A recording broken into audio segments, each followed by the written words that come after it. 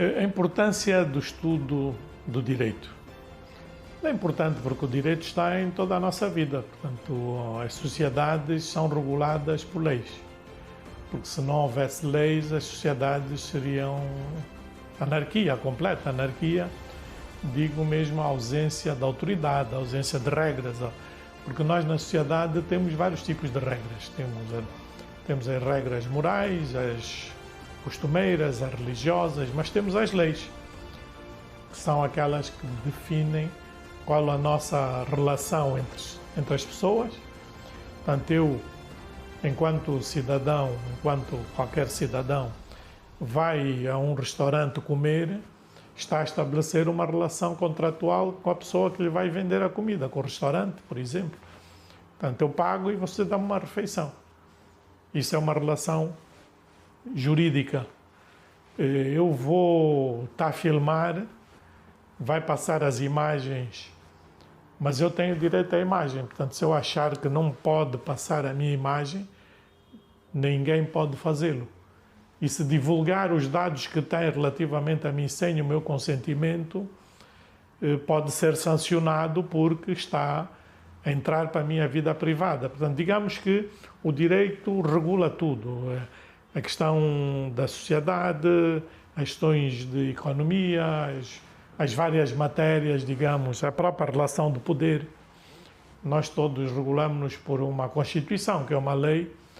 Os países hoje todos têm uma Constituição que define as regras que são de cumprimento obrigatório para toda a gente. Portanto, o Presidente da República,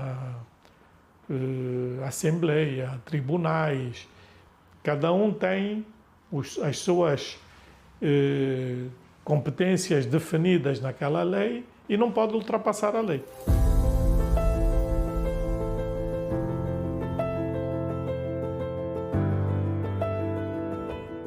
Sou Raul Araújo, nasci em Luanda, pai de Luanda e a mãe do Zavula. Zavula é uma povoação pequena perto de Dalatando, a província do Kwanza Norte. Portanto, minha mãe era doméstica, meu pai era funcionário público dos serviços de fazenda, que agora se chamam de finanças, e como funcionário público estava sempre de um lado para o outro, a ser transferido, e por isso a minha vivência na infância foi entre Luanda, depois Sumbe, na altura Novo Redondo, Gabela. Depois da Gabela fomos para Kwanza Norte, para Dalatando, na altura que era Vila Salazar. Posteriormente vim para Luanda. Sobre a minha vinda para Luanda, onde vim continuar os estudos ainda a miúdo, com 13 anos ou 14. Isso é uma conversa que iremos ter com certeza agora.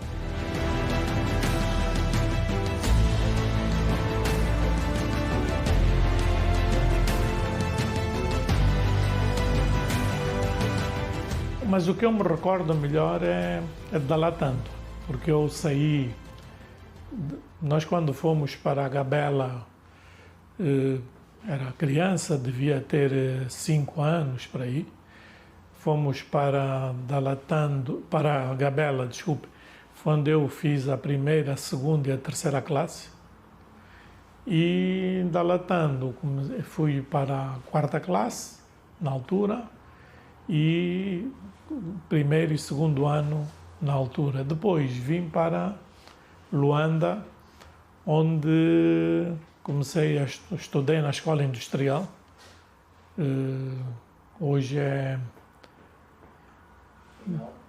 Não, a escola industrial que é o Macarenco, tanto Macarenco, e fiz o curso de montador eletricista, que eram 3 anos, mais as secções preparatórias e posteriormente matriculei-me no primeiro ano do Instituto Industrial. Com 18 anos comecei a trabalhar, até hoje, e veio também o 25 de Abril, eu tinha 20 anos, em 1974, já trabalhava e em 1975 comecei a trabalhar em full time na altura, em abril de 75, se a memória não me falha. Comecei a trabalhar no MPLA, na altura, ali na Vila Alice, até ao final do ano de 1982. Depois disso, é outro percurso.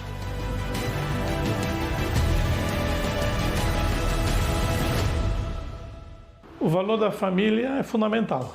Portanto, eu sou de uma família tradicional de Luanda, família Araújo, é conhecida. O meu pai e a minha mãe eram extremamente rigorosos em termos de educação. Naquela altura em que eu cresci, eu e os meus irmãos mais velhos, a pedagogia era aquela pedagogia daquela altura, umas palmadas, de vez em quando uma cinturada para... Eu pessoalmente apanhei algumas surras do meu pai, porque eu não gostava de estudar. E até hoje digo aos meus filhos que as surras fizeram bem, porque até hoje não paro de estudar, né? Mas pronto, era uma família muito unida, uma família, como disse, que com todos os processos de mudanças foi tendo os seus problemas. Portanto, eu quando vim para Luanda, se a memória não me falha, em 1966 ou 67, para vocês é um bocado longe, né? Eu tinha 13 anos ou 14 e vim para cá para estudar, como disse, porque reprovei um ano letivo, ainda latando, e vim para cá de castigo, para a casa de uma tia minha, que era a professora primária, Maria Araújo, que era muito conhecida, e aqui fiquei até hoje. Portanto, entretanto, o meu pai faleceu, eu tinha 15 anos, em 1969, e a partir daí as coisas mudaram. Portanto, quem sustentava a família era o pai. Entretanto, ele, uns tempos antes, tinha se separado da minha mãe, tinham-se divorciado, e a partir de 1969 a situação mudou. Portanto, eu tinha na altura 17 anos, se a memória não me falha, e começou-se a colocar a questão, a necessidade de trabalhar. E, portanto, tinha 15 anos, continuei a estudar, acabei as secções. O meu irmão mais velho, entretanto, uma diferença de 2 anos, ele é mais velho do que eu, 2 anos, estava a estudar em Dalatando, terminou as secções preparatórias e veio para Luanda, começou a trabalhar nessa altura e começou praticamente com aquela idade a ser ele o sustento dos irmãos, da família na altura. E assim foi até que eu começasse a trabalhar em 1972, mais ou menos, 72, comecei a trabalhar e pronto, como disse, na altura comecei a trabalhar na chamada Cooperativa Alegria pelo Trabalho, era uma cooperativa habitacional. Fiquei lá até o 25 de abril de 1974, até o final do ano de 74, depois fiz a opção de ir trabalhar para o MPLA, deixei de ter salário, na altura não se trabalhava por salário, nem na altura o MPLA tinha dinheiro para pagar os seus funcionários, e fui por lá ficando, exercendo várias funções, até 1982, final de 1982, quando, por razões internas, problemas verificados no partido, o MPLA saí e fui trabalhar para o Ministério do Comércio Interno em 1984.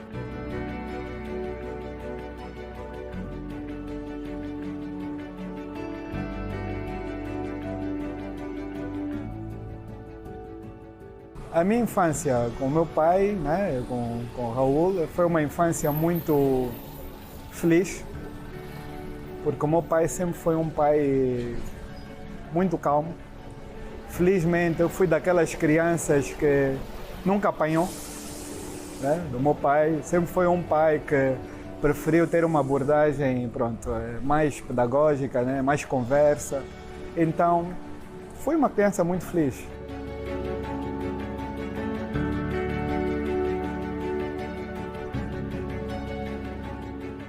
Em relação aos meus filhos, tenho 5 filhos. São 4 rapazes e uma menina. A menina é a caçula, é a mais nova, tem 19 anos, né, neste momento. Acho que sempre houve uma relação boa, uma relação de pai com os filhos, onde, para além do pai, tentei sempre ser amigo, mas isso, melhor do que eu, eles podem falar sobre essa questão. 3 estão em Luanda, os outros 2 estão fora. Tenho o 4º jovem, o rapaz, tem 20 anos, faz agora 21, está a estudar em Madrid, em Espanha. E a menina está a estudar em Portugal. Está agora na faculdade, a fazer Direito, para não terminar. Terminou agora o 1º ano. E o Iker, que é o 4º rapaz, está em Espanha a fazer Engenharia Informática. E os outros 3 estão formados. O mais velho, o Quenda, fez engenharia na área das telecomunicações. O Lucani fez hotelaria e turismo. E o Carlos Alberto fez empreendedorismo e gestão. Portanto, todos eles estudaram muitos anos em Cape Town. Portanto, dos rapazes, aliás, os 4 rapazes estudaram em Cape Town. A menina, que sempre estudou cá, e há 2, 3 anos foi para Portugal continuar os seus estudos.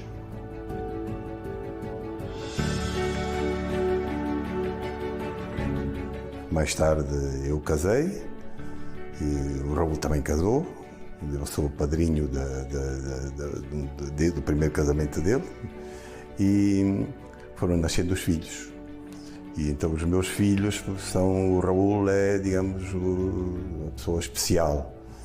O Raul criou praticamente os meus filhos, estávamos sempre juntos, vivíamos no prédio Cuca, ele vivia no 5º andar e eu no 3º andar. Portanto, as nossas famílias conheciam-se e nós lidávamos diariamente.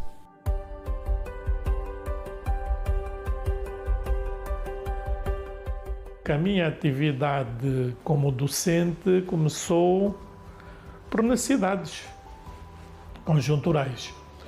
Portanto, eu comecei, como disse há bocado, comecei a trabalhar no MPLA em início de 75, em full time, e eu estava ligado ao que na altura se chamava Centro de Orientação Política de Luanda. Portanto, era a estrutura do MPLA que tratava da formação política e ideológica dos militantes de Luanda. E assim foi, em 1976, princípio de 76, fui chamado, eu e o meu responsável na altura no MPLA, que é o Dr. Nene Pizarro, fomos chamados na altura, camarada Lúcio Lara, que era membro da direção do MPLA, e dizer quais seriam as novas tarefas pós-independência.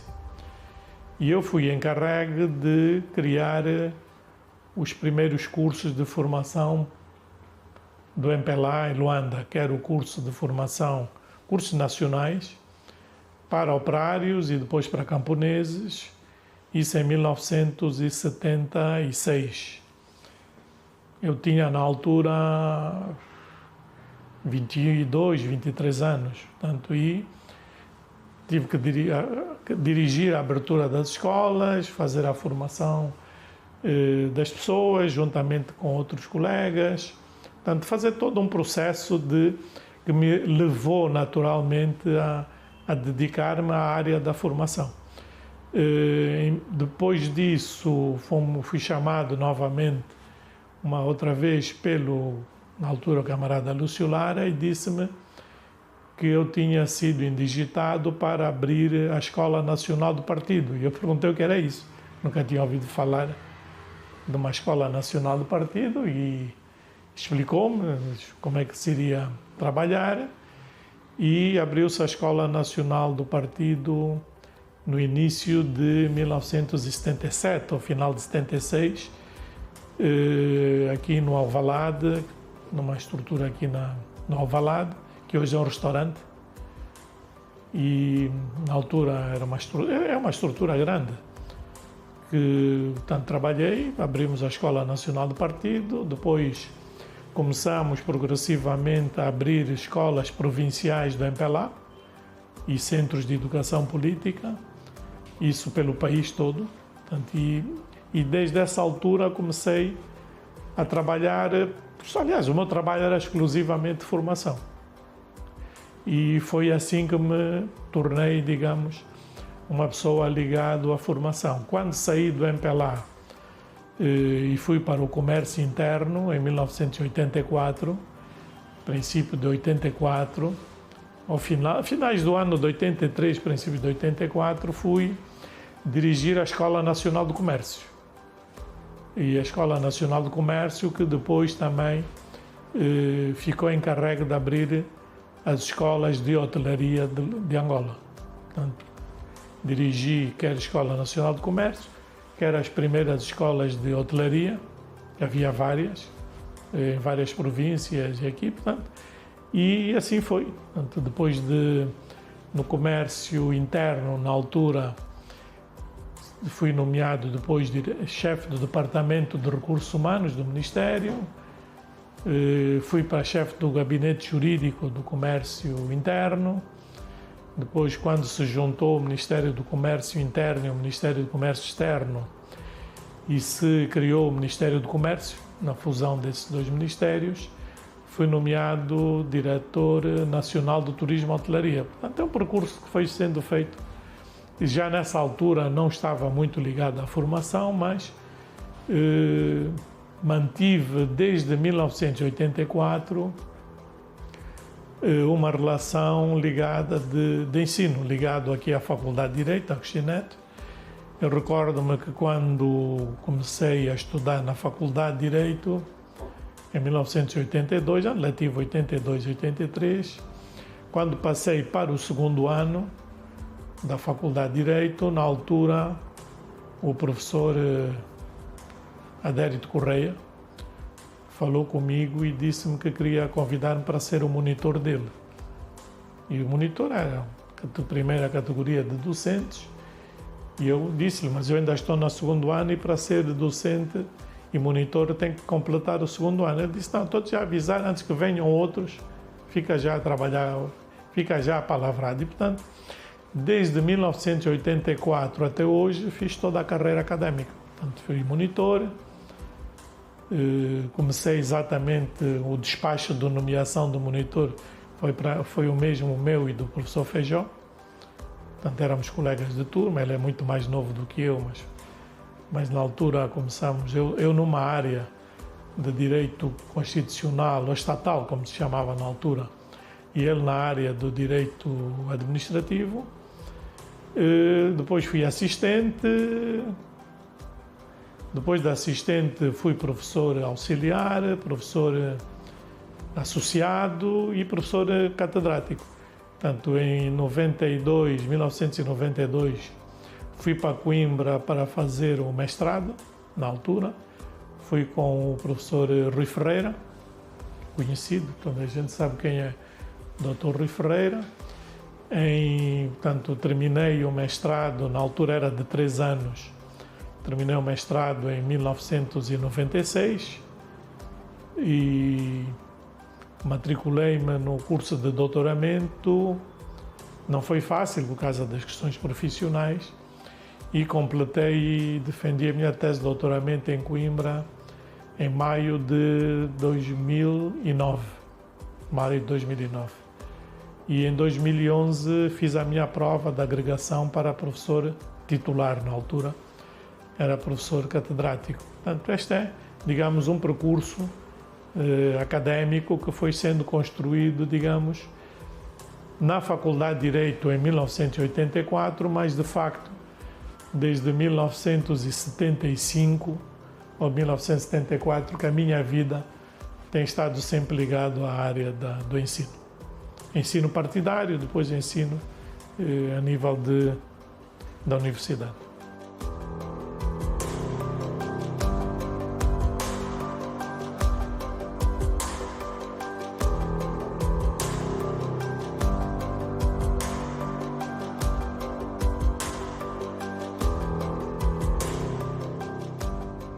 Eu conheci o Raul quando eu trabalhava no DOP do MPLA, que é o Departamento de Orientação Política, e o Raul, na altura, pertencia a um centro de orientação política. Rapidamente ficámos amigos, pelo menos do ponto de vista profissional, o Raul começou a trabalhar.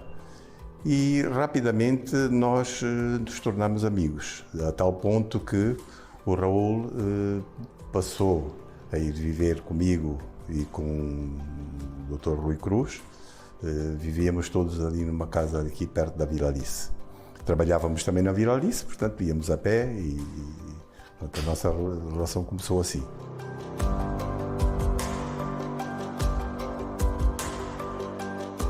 Eu, em 2003, fui para bastonário da Ordem dos Advogados. Fui bastonário da Ordem dos Advogados por um mandato. Não quis fazer o segundo mandato, portanto, os bastonários podem fazer 2, mas eu fiz apenas o primeiro mandato e achei que não queria continuar. O bastonário é o presidente da Ordem dos Advogados, que é, digamos, é uma associação, chamemos assim, dos advogados de Angola. Portanto, com vários nomes diferentes, mas aqui o presidente nacional, digamos, da Ordem tem a designação de bastonário. Portanto, eu fui bastonário da Ordem de Advogados do mandato 2003, 2004, não, 2002, 2003, 2004. 2004 terminei o meu mandato. Como disse, não me candidatei ao segundo mandato. Enquanto bastonário, fui convidado para ser reitor da Universidade de Lusíada, de Angola, onde eu dava aulas. Portanto, estive a acumular, chamemos assim, acumular funções diferentes. É bastonário, por um lado, e reitor da universidade, por outro. Em 2005, pedi também para sair da reitoria da Universidade de Lusíada, porque queria dedicar-me ao doutoramento. E, nessa altura, fui convidado para integrar a Comissão Nacional Eleitoral. Portanto, fui membro, comissário nacional da CNE até 2012, a altura em que me candidatei para ser juiz do Tribunal Constitucional. Portanto, de tal forma que, quando cheguei a 2012 ao Tribunal Constitucional, conhecia bem a dinâmica de todo o processo eleitoral. Tinha trabalhado vários anos na CNE. Na CNE, em 2008, estive como responsável do Centro Nacional de Escrutínio e trabalhei na altura com o Dr.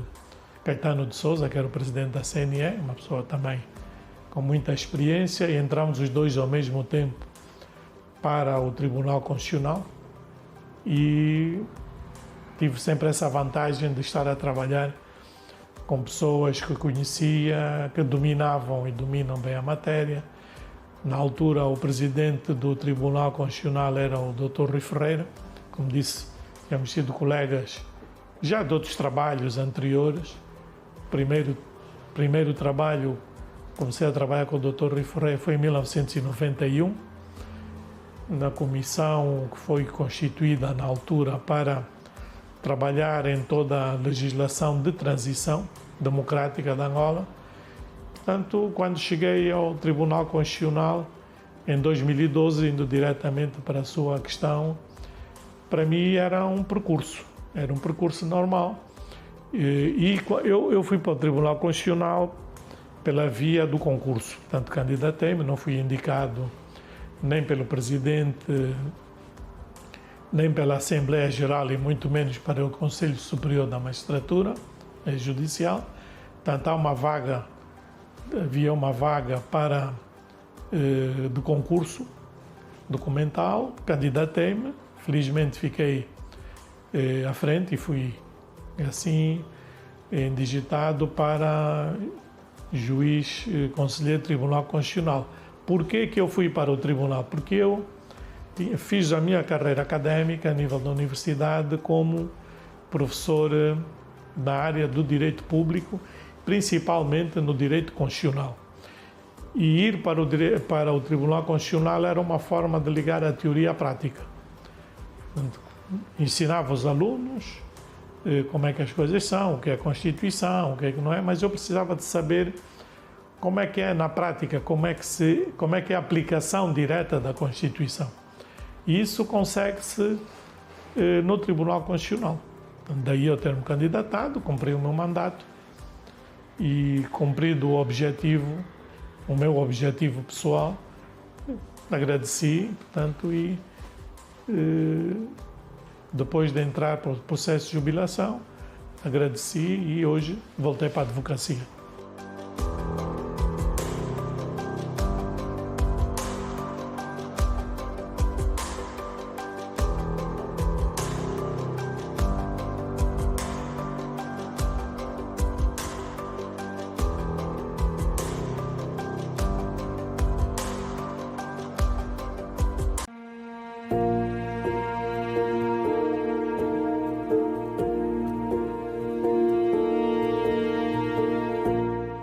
A minha vida tem sido, como disse, eu fiz uma opção, e isso é bom que as pessoas, os mais jovens, pelo menos. Eu acho que hoje, eu vou falar de um assunto que hoje as pessoas não dão muita importância, que é a questão da carreira. Eu fiz uma opção de carreira profissional, e a minha opção de carreira profissional foi o ensino. Podia ter feito outra, podia ter ido para... Enquanto jurista, podia ter feito outra coisa qualquer, podia ter feito outra opção política, empresarial, etc. Mas eu fiz uma opção que era universidade. Vou fazer a carreira universitária. Não pergunto porquê, porque na altura, se agora pagam mal, na altura quase que não se pagava. Portanto, estou a falar em 2004. Portanto, na altura até os professores... depois foram colegas, mas que foram meus professores, diziam que nós na faculdade, e não é só a faculdade de Direito, na universidade de uma forma geral, estou a falar na Universidade de Agostinho Neto, pagávamos para dar aulas, porque o salário não pagava nem o combustível, né? Naquela altura, mas portanto é uma questão de gosto, uma questão de, chamemos assim, de responsabilidade social.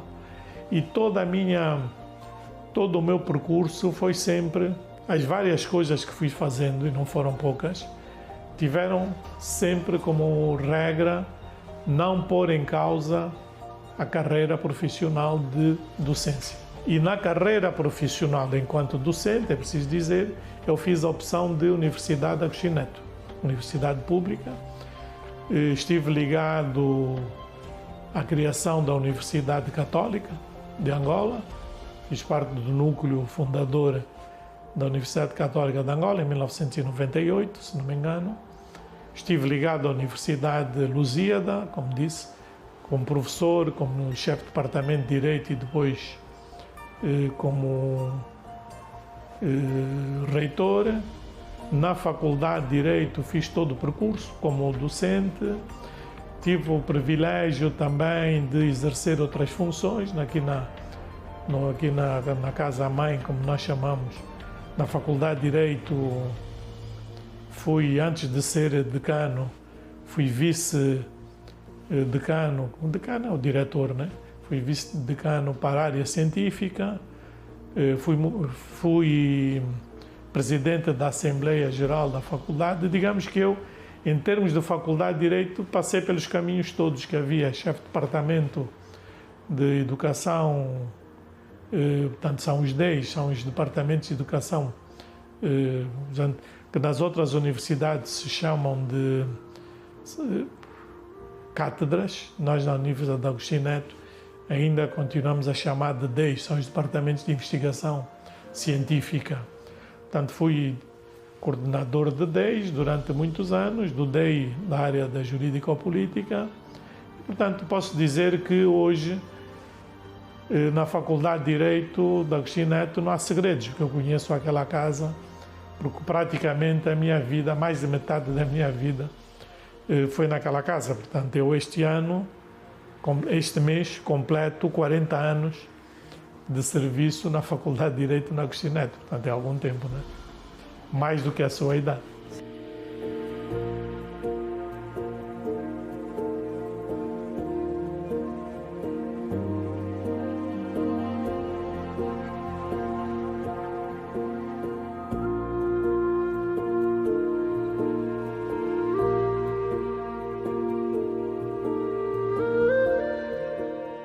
Essa relação,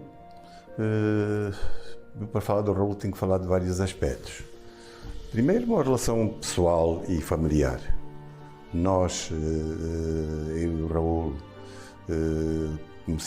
tínhamos muitas dificuldades quando eu cheguei das matas. Tínhamos muitas dificuldades e quando nós vivíamos na nossa casa, nós nem praticamente tínhamos dinheiro para jantar.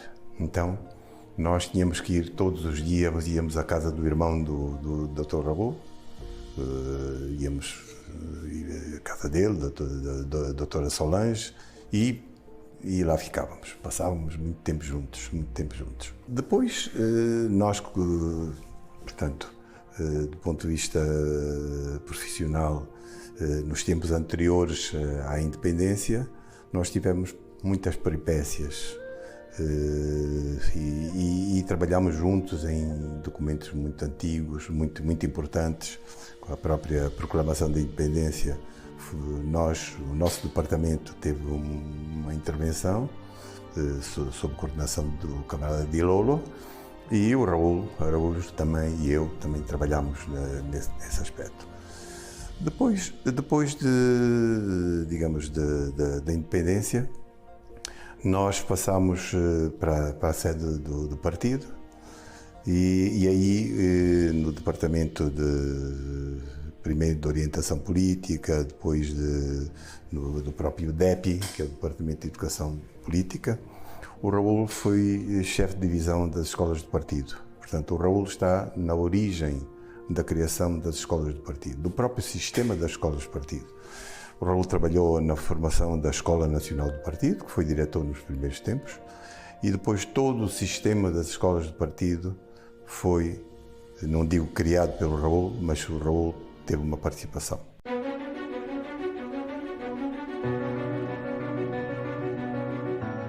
Quando nós falamos na importância do direito, é preciso também dizer, nós não podemos pensar que o direito faz tudo.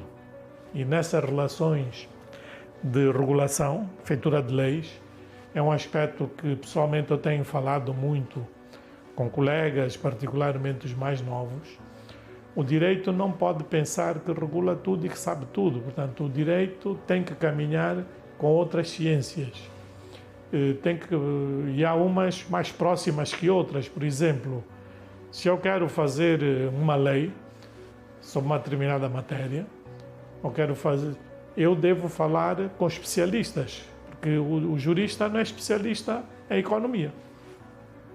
Se estou a trabalhar numa lei ligada à área dos transportes, eu tenho que trabalhar com pessoas especialistas na área dos transportes, e assim na engenharia, em qualquer outra área.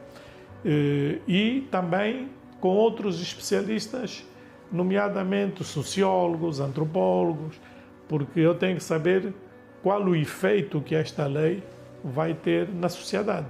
Infelizmente não se segue essas regras. E depois não nos podemos esquecer de um outro aspecto, que é o seguinte: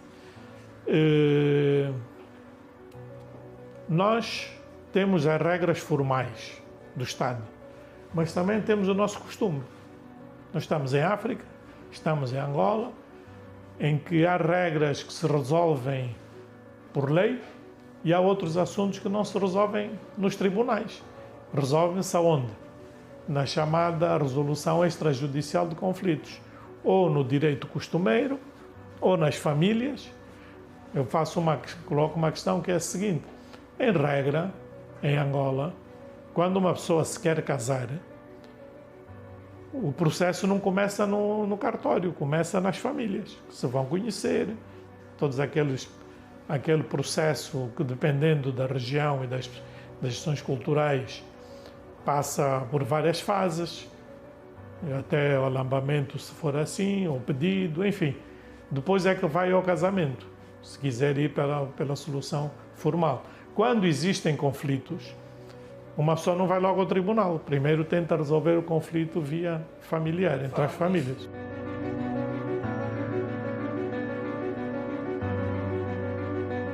Como filho mais velho, exatamente, consegui acompanhar assim a trajetória do meu pai. Eu, desde que me conheço como gente, sempre vi o meu pai trabalhar muito, ok? Como professor, como advogado, vi a ascensão dele.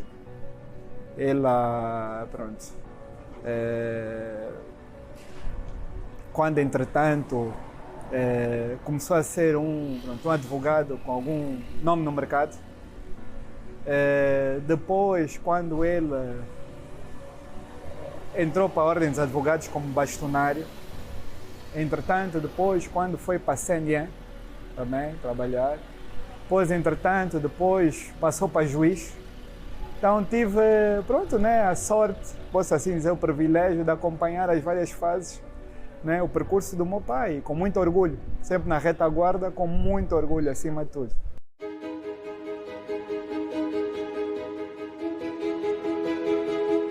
Aquilo que coloca, que são aquelas práticas que são nocivas e violadoras dos direitos fundamentais, a questão das acusações de feitiçaria, etc.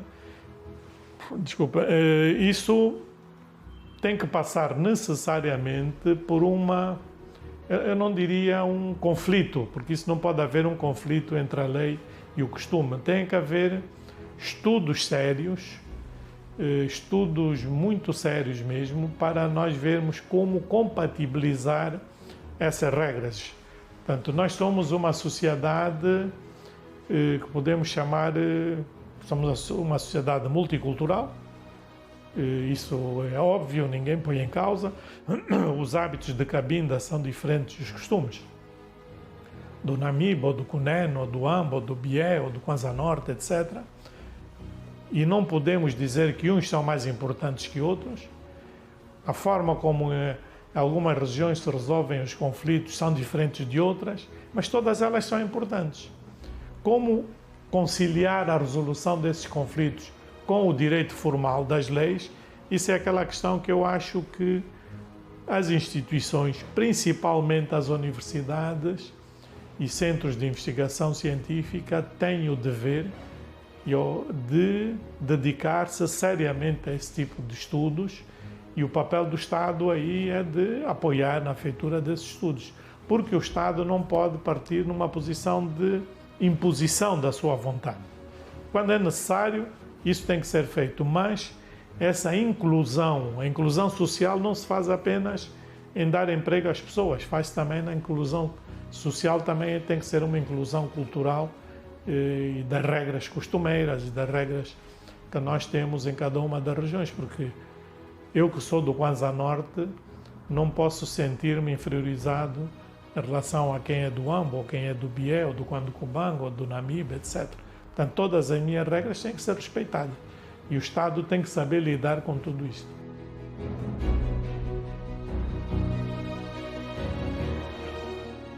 Todo cidadão deve ser um fiscal. E se sentir que os seus direitos estão a ser postos em causa, deve naturalmente recorrer aos meios que existem para fazer valer os seus direitos. Quer dizer, bom, mas isso é fácil, como é que se faz isso? Em primeiro lugar, porque a sociedade e o Estado têm a obrigação de, a partir ainda do ensino de base, e antes mesmo da primária, mesmo na pré-primária, não sei se é assim que se chama hoje, mas começar a ensinar os direitos das crianças, das pessoas.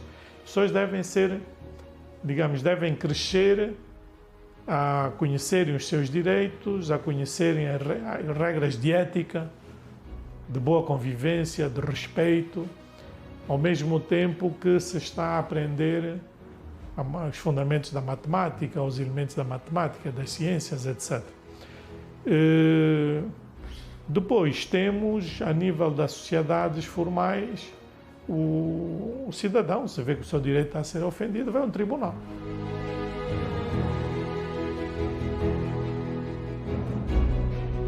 Angola é acusada normalmente pelas entidades internacionais de ser um país violador dos direitos fundamentais. Apesar do esforço que tem sido feito, mas ainda se coloca essa questão. E quando falamos em direitos fundamentais, não estamos a falar apenas dos direitos políticos, estamos a falar também dos direitos sociais. E, portanto, temos os direitos sociais, que é o direito ao emprego, o direito à saúde, o direito a ter uma vida condigna. E essa é, de facto, a componente que me parece que ainda não está a ser verdadeiramente bem cuidada, porque há aquela ideia errada de que direitos fundamentais é apenas aqueles direitos que fazem ou não a pessoa ir para a cadeia, ou direito à manifestação, o direito à livre expressão. Esses são direitos fundamentais, os outros são tão importantes como aqueles. Indo diretamente à questão. Se o meu direito à liberdade de expressão não está a ser usado, no caso de um jornalista, verifica que não lhe é permitido exercer o seu direito, quer da liberdade de imprensa, quer o direito à informação e os outros direitos conexos, o que é que faz? Um processo judicial para condenar ao Estado, à entidade empregadora que ponha em causa esse direito. O cidadão que vê que o seu direito está a ser violado segue o mesmo mecanismo através de outras formas. Portanto, a mim parece-me que, de facto, o agente público, e quando falo em agente público, falo em todos os que representam o Estado nas suas diversas áreas, funcionários públicos. As pessoas queixam-se da forma como são tratados nos serviços públicos, quer nas administrações comunais, municipais, ministério. Por quê? Porque as pessoas que ali estão a trabalhar, às vezes pensam que estão a fazer um favor ao cidadão. A forma como tratam o cidadão, ofensiva, mal educada, dá a impressão de que eles acham que têm uma posição de superioridade em relação ao cidadão. E vê-se, a começar pelos guardas, que as pessoas querem tratar de um documento, às vezes têm que ficar na fila, e a forma como são tratados na fila para conseguirem entrar para pedir o seu trabalho. Depois das horas na fila, né, para não chamar bicha, para não se confundir com outros termos de países amigos, quando chega lá dentro ainda vai ser maltratado ou não lhe vai dar o seu tratamento condigno. Portanto, há que fazer um trabalho muito sério de educação cívica, ética, de todos os agentes públicos, funcionários públicos, agentes da polícia, agentes da ordem pública, precisam, funcionários dos tribunais, juízes, procuradores, advogados. No fundo, nós todos temos que entrar num processo de aprendizagem do que é ética, o que é deontologia profissional, porque, infelizmente, com o decorrer da guerra, fomos perdendo o hábito de respeitar valores culturais. Eu cresci, no meu tempo, a respeitar o vizinho e a vizinha. Aliás, hoje tenho muitas pessoas que tratamos como primos e que somos primos apenas porque crescemos na mesma rua, portanto, e E os vizinhos, que eram os amigos do pai, ou às vezes depois ficámos a conhecer, eram os tios. E o vizinho, se entendesse que eu estava a portar mal, às vezes dava-me uma palmada e depois ia queixar ao pai. E assim como a família. Portanto, eram, digamos, toda uma cultura no sentido de respeito. Respeito às pessoas, respeito aos mais velhos, respeito a toda a gente. Portanto, eu sempre cresci naquela questão de que não importa a função que uma pessoa desempenhe, deve respeitar todo o cidadão, independentemente da função que qualquer um tem.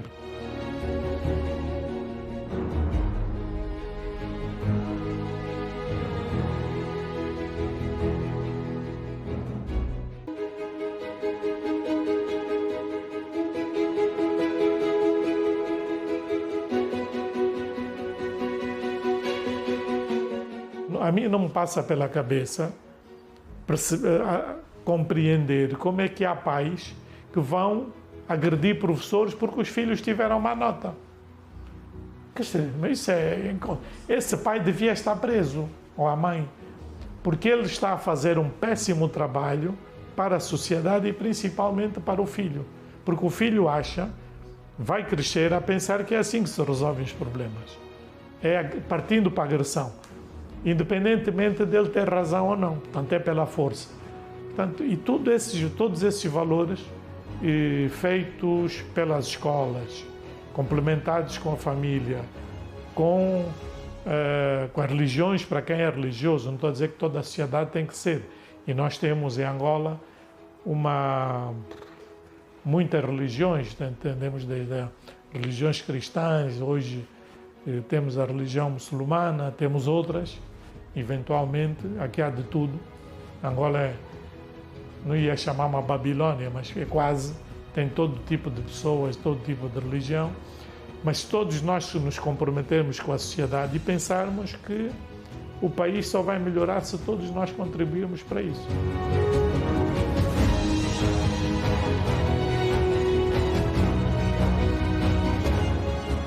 O Raul sempre foi uma pessoa de grande coerência, uma pessoa muito coerente. O Raul tem um outro aspecto que é muito interessante, que o Raul é uma pessoa muito alegre, uma pessoa que tem uma piada muito fina, tem um humor muito, muito bom e ele cria sempre um bom ambiente onde ele está. Onde o Raul está sempre bem.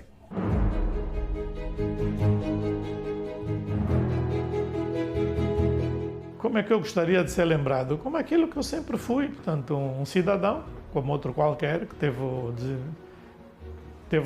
o seu papel no ensino e em outras áreas e que tentou fazer o melhor que sabia pelo país e pela família.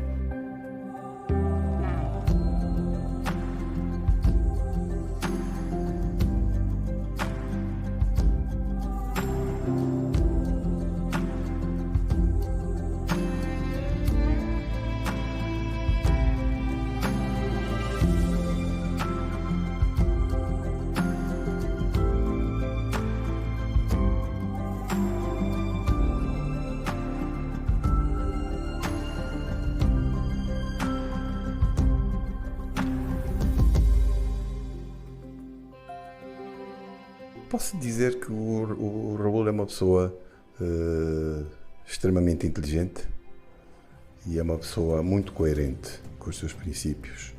É uma pessoa que, para além de ter as suas convicções, ele sempre que tem necessidade de criticar, ele faz com frontalidade. É um dos aspectos também que me agrada e do Dr. Raul é essa frontalidade que ele tem. Quer seja em questões políticas, quer seja nas questões profissionais, tem a ver quer com a faculdade, quer a ver com a atividade judicial, ele é muito frontal e isso é uma das características do Dr. Raul. Os momentos mais marcantes? E vários. Meu pai sempre é um pai muito presente, com todos, não só comigo, com todos os filhos. Ele faz questão de estar presente em todos os momentos importantes.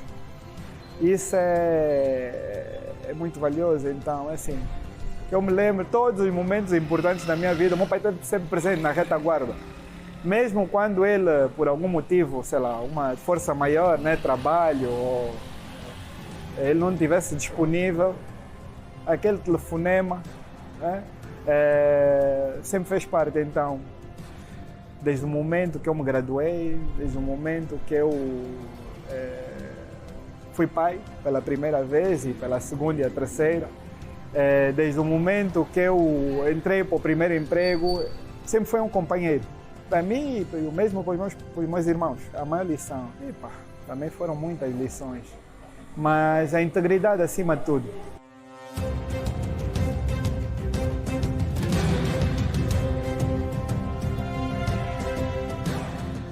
Eu há dias ouvi um professor brasileiro que é muito famoso e que dizia o seguinte, que todos os filhos dele, quando chegam aos 12 anos, ele ensina o seguinte, o segredo da vida.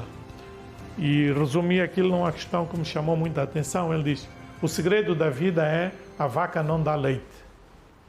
Isso quer dizer que a vaca tem leite, mas para conseguir o leite tem que se trabalhar para conseguir esse leite. Tem que trabalhar. E nós em Angola, infelizmente, e essa é uma ideia que infelizmente os próprios partidos políticos, ou melhor dizendo, políticos fazem essa pregação de que Angola é um país muito rico e que temos petróleo, temos diamantes, temos muita coisa, que portanto devíamos todos viver bem. E eu pergunto, sim, isso é verdade. E quem é que vai trabalhar essas riquezas? Se nós não o fizermos, quem o fizer é que vai levar o dinheiro. É o que nós temos hoje. Angola tem muito petróleo? Tem. E qual é, de todo este petróleo que é extraído em Angola, qual é a parte que cabe a Angola? Não é o petróleo todo que é extraído. É a parte de que Angola beneficia dos impostos e naqueles poços de petróleo em que a empresa pública só na Angola seja a parte. Tudo o resto, o privado leva. O mesmo nos diamantes, o mesmo em todo o sítio. Portanto, nós temos que investir seriamente na formação, na capacitação, na mudança de mentalidades, porque enquanto não fizermos isso, vamos continuar alegremente a dizer que somos pobres, a pedir ajuda, que para mim é das maiores insultos que pode haver, é uma pessoa estar à espera da ajuda humanitária e estar a receber esmolas para sobreviver. Eu não consigo imaginar na situação de um cidadão que tem que estender a mão e para ter um bocado de dinheiro ou comida para comer. E nós estamos a ter centenas e milhares de jovens, crianças que estão a crescer na cultura de que é a pedir que vão conseguir resolver os seus problemas. E o Estado não pode, e a sociedade não pode permitir isso.